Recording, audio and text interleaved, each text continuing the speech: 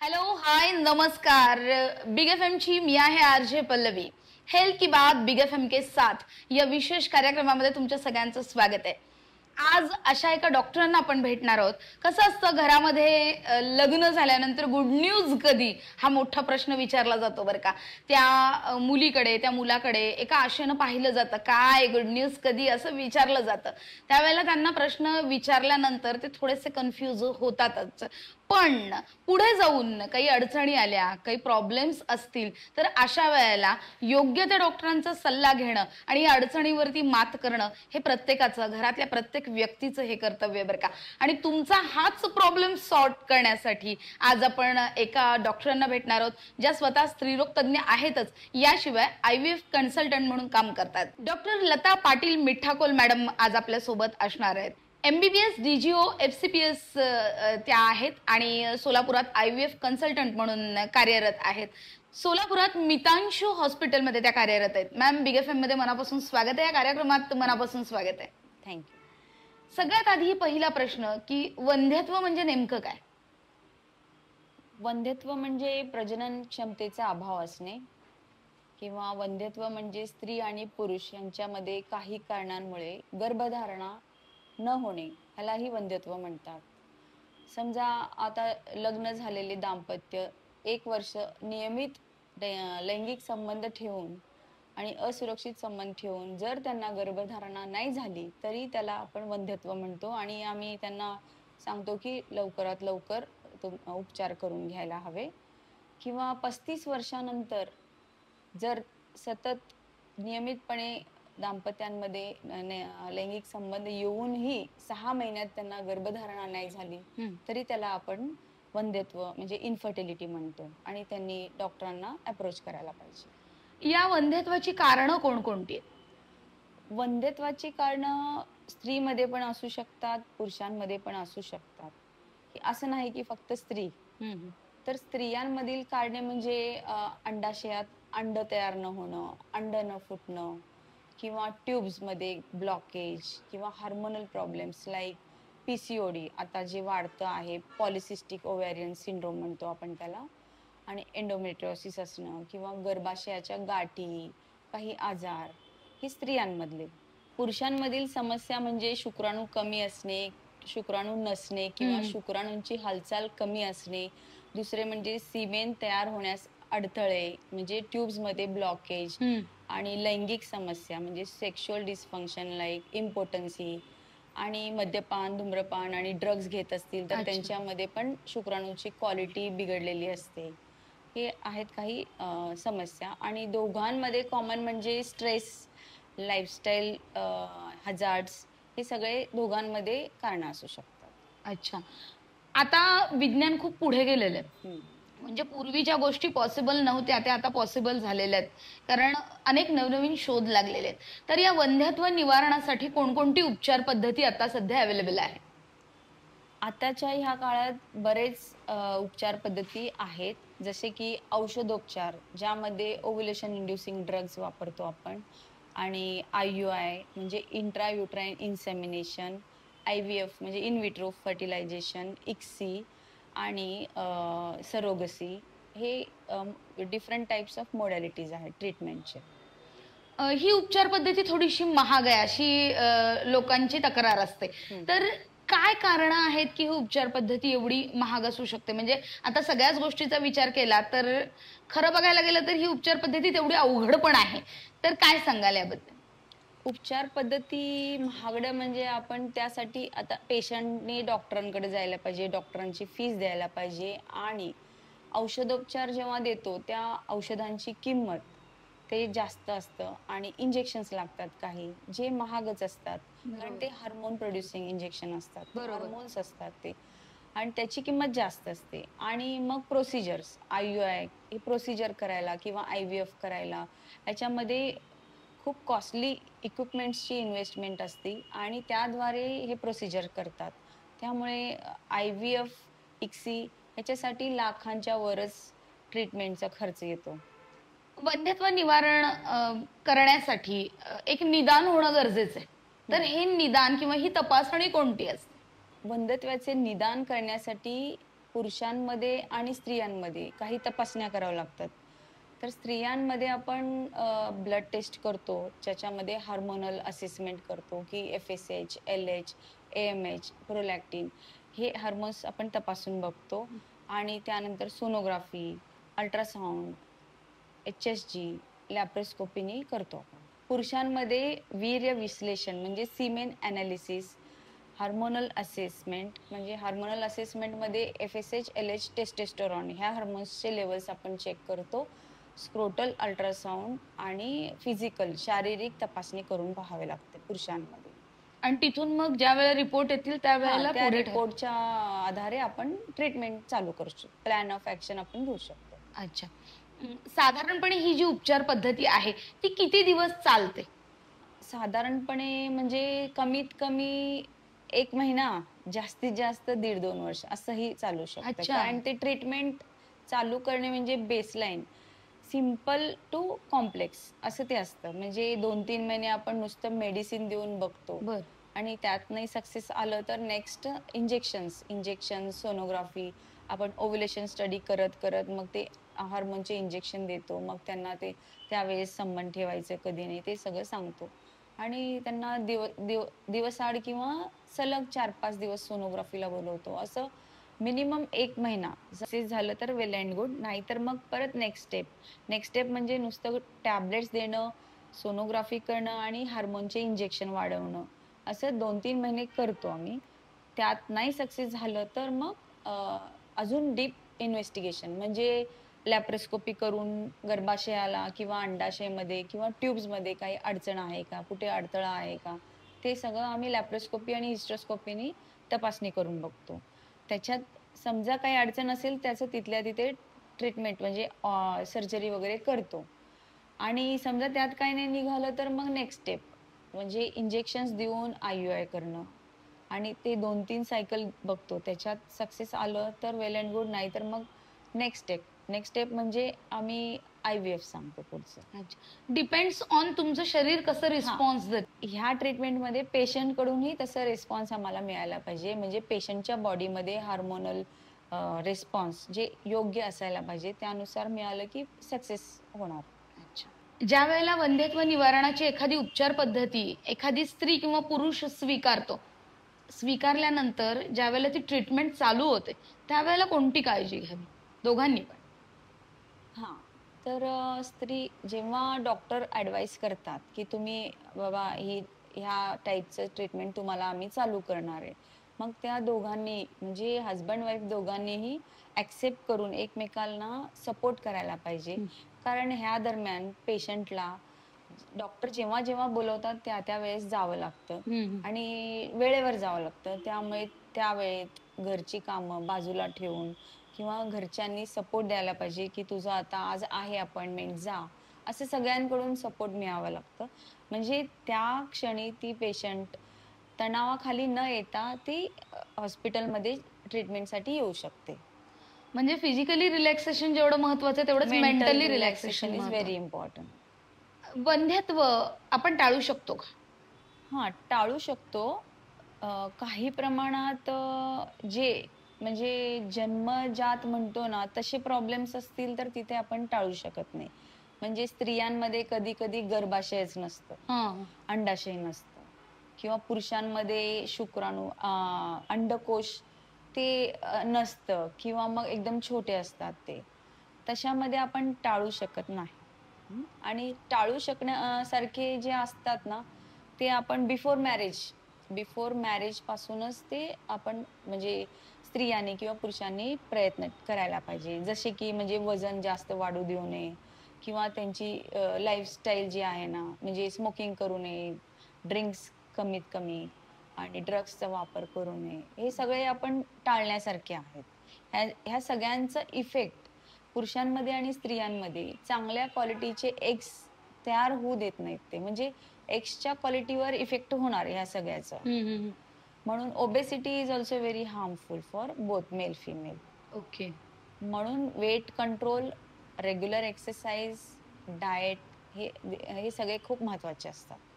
आजकाल फॅड असं झालंय की आपण बॉलिवूड इंडस्ट्री असू दे, टॉलिवूड असू दे, सगळ्यांना फॉलो करतो. त्यामध्ये सरोगसी हा प्रकार खूप प्रचलित आहे, लोकांना माहितीच आहे. तर हे सरोगसी आहे काय आणि याचा आधार कोण घेऊ शकतो? आता सरोगसी म्हणजे ऍक्च्युली एखाद्या दाम्पत्यांना मूल होत नसेल तर हां, त्या स्त्रीमधील अंडे बाहेर काढतात. हां. म्हणजे कधी त्या स्त्रीच्या गर्भाशयाला प्रॉब्लेम असेल किंवा ते गर्भाशय त्या गर्भाशयाला बाळ पेलवत नसेल, काही अडचणी असतील तर त्या स्त्रियामध्ये ते बाळ पूर्ण 9 महिन्यापर्यंत वाढू शकत नाही. अशा कंडिशनमध्ये आम्ही म्हणजे पेशंटच्या अंडाशयातील अंडे काढून आणि हसबंडचे स्पर्म हे एकत्र करून इक्विपमेंट्स इक्सी मशीन खाली छोटं बेबी बाळ तयार करून हं. मग सरोगसी म्हणजे थर्ड पार्टनर हां. म्हणजे दुसऱ्या पेशंट म्हणता येणार नाही. थर्ड पार्टनर त्या फिमेल मध्ये आपण ते युटरस मध्ये इम्प्लांट करणार. अच्छा. मग ते भ्रूण त्या पेशंटच्या गर्भाशयामध्ये वाढणार. म्हणजे ती ती स्त्री ते भ्रूण 9 महिने वाढवणार बाळाला आणि अच्छा. ती जन्म देणार असं. पण ते जेनेटिकली ह्या 2 हसबंड वाईफचं बेबी असणार. अच्छा. त्याच्यात तिचे काही जीन्स इन्व्हॉल्व होत नाहीत. माध्यम ती असणार. मेडिएटर सारखं. अच्छा. पण हे बाळ त्यांचंच असणार. ह्यांचं असणार अच्छा. पेशंटचे. अच्छा. आजकाल करिअरच्या नावाखाली मूल न होऊ देणं खूप वाढलेलं आहे इथे या गोष्टी. तर मला सांगा, की आजकाल आणखी एक शब्द ऐकायला मिळतो, की हिनं हिचं एग फ्रीज करून ठेवलेलं आहे. तर नेमकं काय असतं? ही प्रोसेस काय असते आणि त्याचा पुन्हा उपयोग होऊ शकतो का? आजकाल ना जसं काही वर्किंग वुमन किंवा जे करिअर ओरिएंटेड कपल्स असतात ना, तर समजा त्यांना काय फॉरेनला जायचं असते.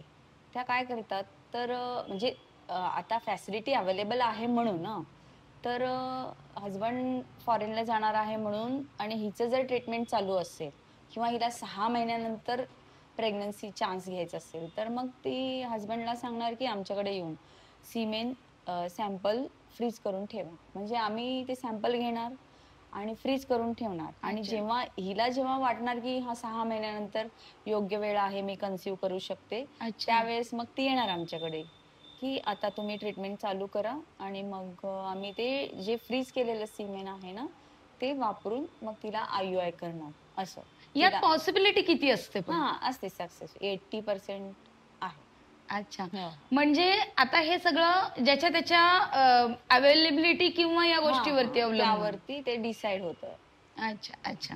आजकाल असं बघायला मिळतं, की काही ठिकाणी अर्ली मॅरेजेस केले जातात. जसं एखादं छोटं गाव असेल, वाड्यांवरती, वस्त्यांवरती.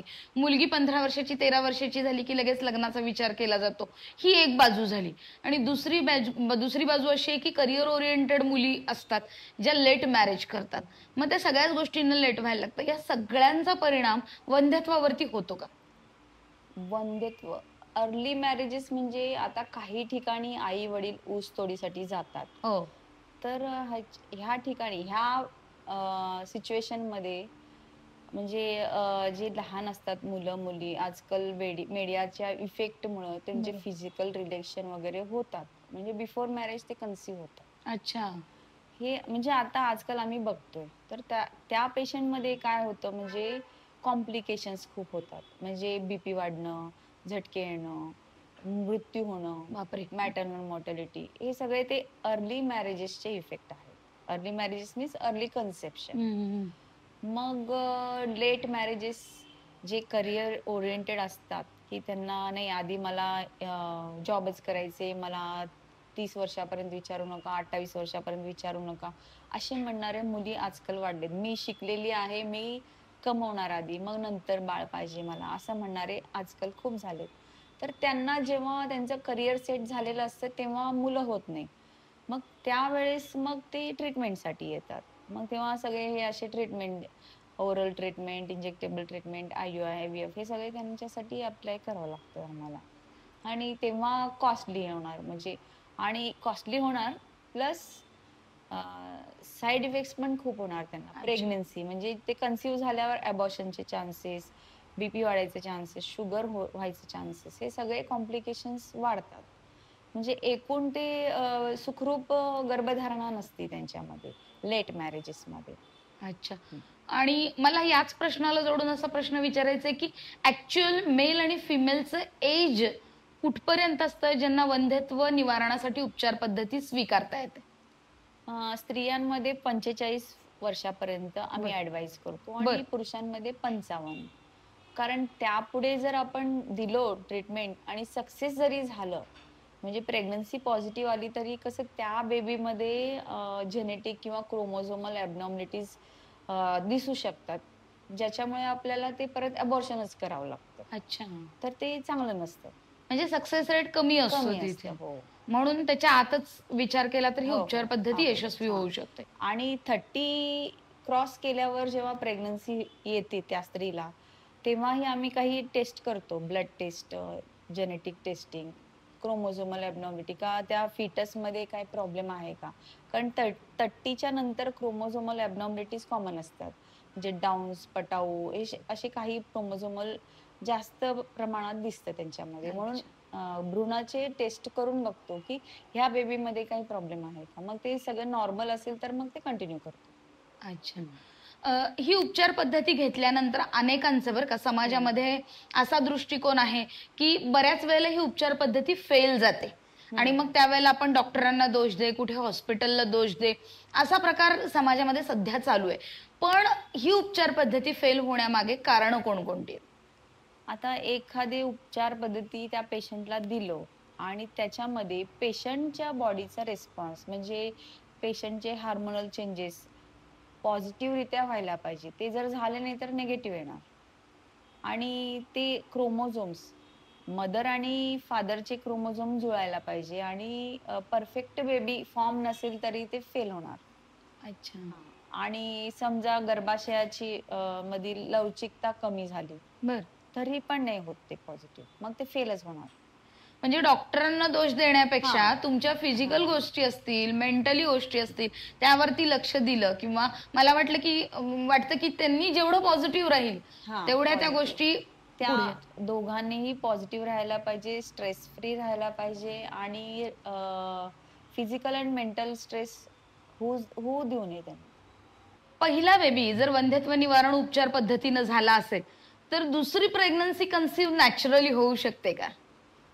होऊ शकते. पहिलं जर आय-व्ही-एफ ट्रीटमेंटनी झालं असेल, तर फर्स्ट बेबीच्या वेळेस जे बॉडीमध्ये हार्मोनल चेंजेस होतात, ते positive effect that will give positive effect in next pregnancy. अच्छा. म्हणजे काही हार्मोनल इम्बॅलन्स झालेले नॉर्मल बॅलन्सला येऊ शकतं आणि त्यामुळे आणि त्या पिरियडमध्ये स्ट्रेस फ्री असतील पेशंट आणि वेट पण कंट्रोल झालं असेल, तर मग त्यांना नॅचरल प्रेग्नन्सी येऊ शकते. पीसीओडी, पीसीओएस, फायब्रॉइड हे आजकाल कॉमन झालेले आहे. हे असताना देखील आपण वंध्यत्व निवारणाच्या उपचार पद्धती स्वीकारू शकतो का? हो, हो. वंध्यत्व म्हणजे आय-व्ही-एफ किंवा आय-यू-आय जे काही वंध्यत्वासाठी ट्रीटमेंट देतो, ते आपण ह्या सगळ्यांना अप्लाय करू शकतो.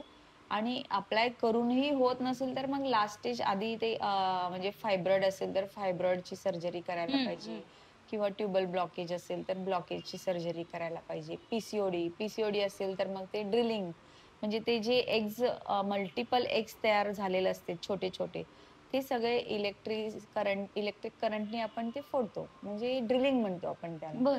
ते करू शकतो आपण. ह्या सगळ्या उपचाराचा पॉझिटिव्ह इफेक्ट म्हणजे आपण जेव्हा ट्रीटमेंट देतो तर तेव्हा ती कन्सीव्ह होऊ शकते. एखाद्या स्त्रीवरती हीच उपचार पद्धती योग्य ठरू शकेल ऍज अ डॉक्टर म्हणून तुम्ही कसा अंदाज बांधता?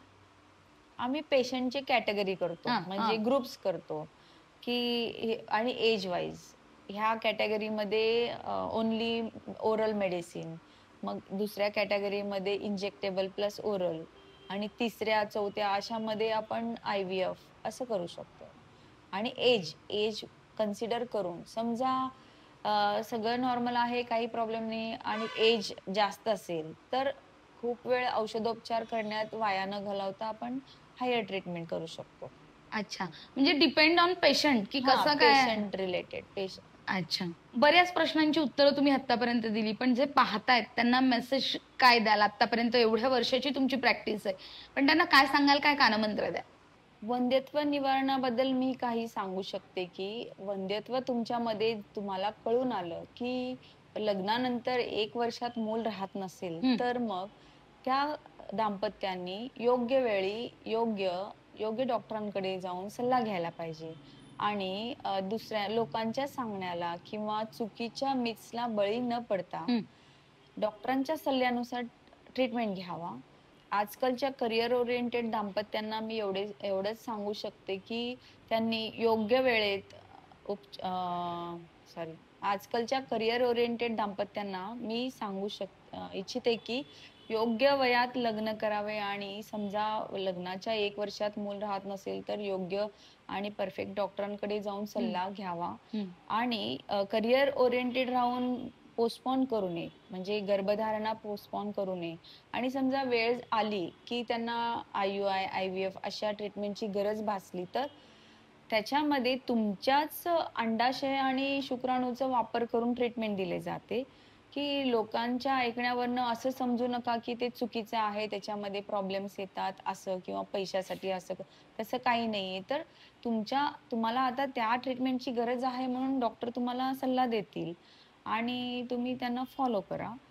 की योग्य आहार विहार, आजकाल फास्ट फूडच्या मागे आपण किती लागलोय, वेट गेन होतंय, या सगळ्यांमध्ये तरुण वयामध्ये बीपी, थायरॉइड या गोष्टी मुलींना लागायला लागल्यात किंवा मुलांची ओबेसिटी वाढायला लागली, या सगळ्यांचा परिणाम कुठेतरी वंध्यत्वावरती होतो. तर या गोष्टी जर आपण आधीपासून टाळल्या तर पुढच्या गोष्टी टाळल्या जाऊ शकते. आजकालच्या तरुण पिढीत आरोग्याविषयी बिलकुल जागर नाहीये, तर त्यांनी वजन कंट्रोल करायला पाहिजे, आहारावर कंट्रोल, योग्य व्यायाम करायला पाहिजे नियमित आणि फास्ट फूड न खाता पौष्टिक आहार घ्यायला पाहिजे, ज्यामध्ये फळं आणि आता जे high fibre diet, high protein diet घ्यायला पाहिजे, जेणेकरून ॲडोलसंट ओबेसिटी टाळू शकतो आपण. ओबेसिटीमुळे भरपूर परिणाम होतात, जसे की PCOD किंवा बाकीचे मेन्स्ट्रुअल प्रॉब्लेम्स होतात, तर ते टाळू शकतो आपण. आता म्हणजे अडोलसन्सी मध्येच आपण कंट्रोल केलो तर पुढचे जे म्हणजे इन्फर्टिलिटी होऊ शकते ते आता अगोदरच टाळू शकतो आपण. नक्कीच. या होत्या डॉक्टर लता पाटील मिठाकोल मॅम, ज्या IVF कन्सल्टंट म्हणून कार्यरत आहेत. ऍक्च्युली आपली पुरुषप्रधान संस्कृती आहे बरं का. एखाद्या स्त्रीला जर मूलबाळ होत नसेल तर पहिल्यांदा संशयाची सुई तिच्याकडे दिली जाते, पाठवली जाते किंवा पाहिलं जातं त्या संशयाच्या सुईनं. तर मला असं वाटतं की असे प्रॉब्लेम्स असतील तर हे प्रॉब्लेम्स फॅमिलीमधल्या सगळ्या महत्त्वाच्या लोकांनी एकत्र बसून सोडवायला पाहिजेत. योग्य त्या डॉक्टरांचा योग्य वेळी सल्ला घ्यायला पाहिजे. प्रॉब्लेम्स येतात पण त्याबरोबर त्याचं निराकरण, समस्याही आपल्यासोबत येत असते. कुठेतरी त्या सगळ्या गोष्टी शोधण्याची गरज असते. त्यामुळे मला वाटतं की आजचा सेशन तुम्हाला आवडला असेलच. तुमच्या बऱ्याच प्रश्नांची उत्तरं तुम्हाला मिळाली असतील. त्यामुळे बिग FM कडून मनापासून धन्यवाद. Thank you very much. थँक्यू.